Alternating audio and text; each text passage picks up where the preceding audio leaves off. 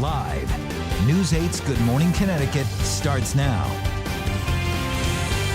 And then there were 5. 2 presidential hopefuls push themselves even closer to their respective party's nomination, and another candidate ends his bid for the nation's highest office. We are following and breaking news from the campaign trail with in-depth coverage of the race for the White House. In Vote 2016, a look at where the candidates stand less than 8 months until the general election. It is going to be exciting. It's been exciting already on the political scene. Welcome. It is a Wednesday. It is 6 a.m. in the morning. I'm Keith Kuntz. Welcome to Good Morning Connecticut. Good morning, Keith. Good morning, everyone. I'm Laura Hutchinson. An exciting day here this morning. We have our whole team back together. The gang's all here. Let's get you started with Gil Simmons, who's also back. That's what I thought you were talking about when you opened. I'm like, wait, 5? There are 4 of us, but we're all here, yes. And so good to see all of you. Happy hump day. Good news when it comes to the forecast to get you going this morning. No rain, but that will change as we get into the evening hours, just over 12 hours from now. So I would say 7 to 9 p.m. coming up. I want you to plan on some showers. Right now, our storm track radar from Groton to East Haven, right down into Milford. It is completely quiet at the shoreline, even central and northern Connecticut, also into New York City. And no rain showing up here through 9 a.m. Temperatures will gradually rise through the 40s. We will be in the 50s for the midday hours, even some 60s for the afternoon. 30s and 40s now, so it's worthy of a jacket out there. And there you go at noon, 55 shoreline, 58 inland. We'll talk about one more mild day tomorrow and then some chilly changes coming up in the 8-day forecast. Look who's here to warm us up and brighten us up this morning. Welcome back. Good morning, Mr. Simmons. Thank you. It's great to be here, and good morning to everyone.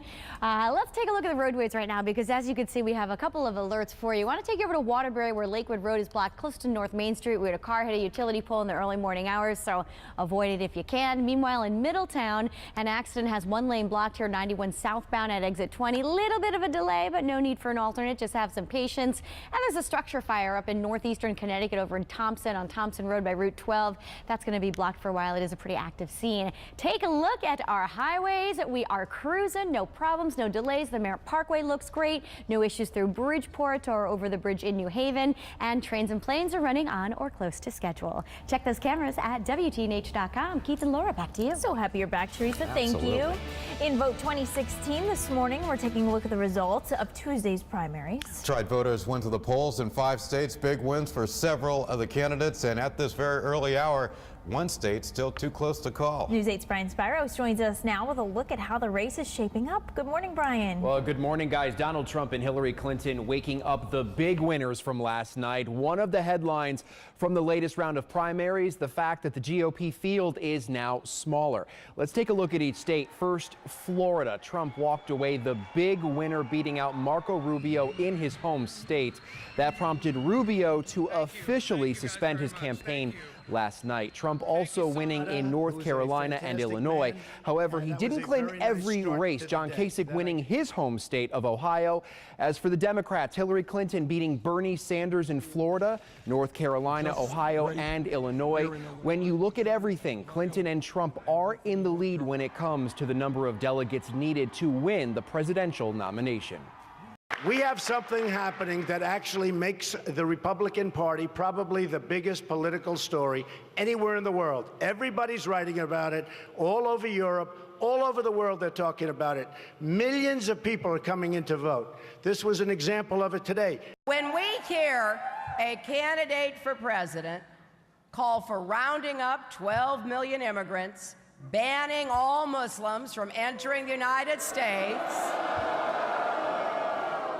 when he embraces torture, that doesn't make him strong, it makes him wrong. We've got one more trip around Ohio this coming fall where we will beat Hillary Clinton and I will become the President of the United States. A winner has not officially been declared in Missouri as of yet. Coming up in our next half hour, we'll explain what's going on there. Plus, you'll hear from Marco Rubio and Bernie Sanders. Laura, we'll send it back over to you. Brian, thank you. It is your voice, your vote. Coverage of Tuesday's primary continues in less than an hour. We'll have a close look at the winners, the delegate count, and an analysis on the race. All that's on Good Morning America at 7 o'clock right here on News 8. And the presidential candidates are now looking to the next round of primaries and caucuses. Republicans and Democrats will hold primaries next Tuesday in Arizona and Utah.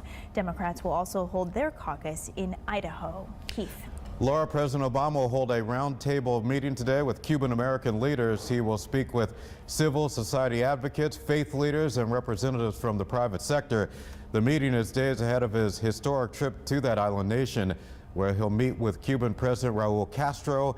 President Obama will bring several delegates with him on that trip, including Connecticut Congresswoman Rosa DeLauro. And we are following breaking news this morning from Pakistan, where at least 15 people are dead after a bus bombing. It happened in the city of Peshawar, which is in the northwest part of Pakistan. Almost 40 other people suffered injuries. So far, no one has claimed responsibility for the bombing.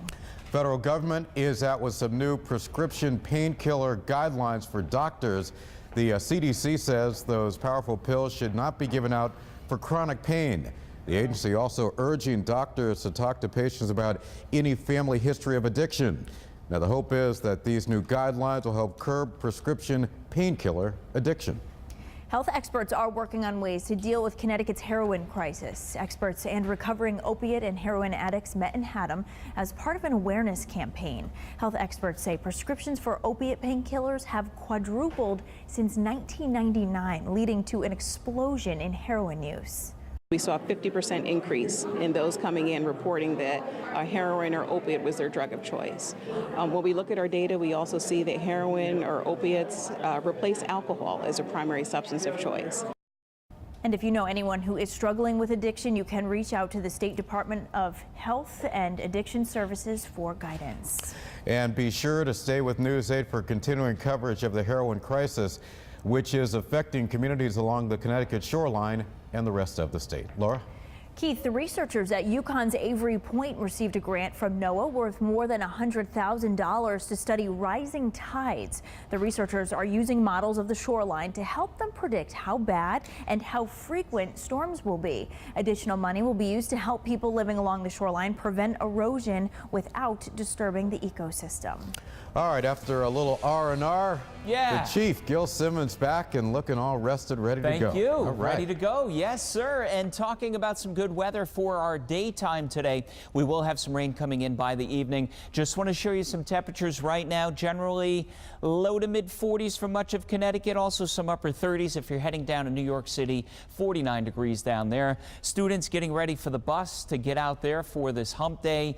42 inland, 45 at the shoreline. It is dry for the morning. I think when they get out of school at 2, 3, 4 p.m., it's still going to be dry across the entire state, but there will be some rain coming in after 6 p.m. Noon, let's plan on getting outside, teachers and students. It's going to be beautiful. 55 to 58 degrees, getting into the 60s in many spots later on. So spring is here today and tomorrow, then some changes over the weekend. We'll chat about that coming up. But Teresa, what's going on? Actually, it got very busy, Gil. Oh, I thought wow. we'd ease into things. Not the case. Take a look at the map here. I want to take you over to Waterbury, where we have Lakewood Road blocked in both directions. We had a car hit a utility pole in the early morning hours. It's close to North Main Street, so avoid that area. Middletown, we're waiting for an accident to clear 91 southbound at exit 20. That's the Country Club Road exit close to the rest area. We had 2 lanes blocked. 1 lane's getting by now, so have some patience, but no need for an alternate route. Then over in Thompson, we're watching a structure fire. Thompson Road at Route 12. It's at a restaurant. That's going to be blocked for most of the morning. Let's take a peek outside. Fortunately, no significant delays if you're traveling into and out of New Haven. We're looking fine over the Pearl Harbor Memorial or coming from the Wallingford area south into New Haven.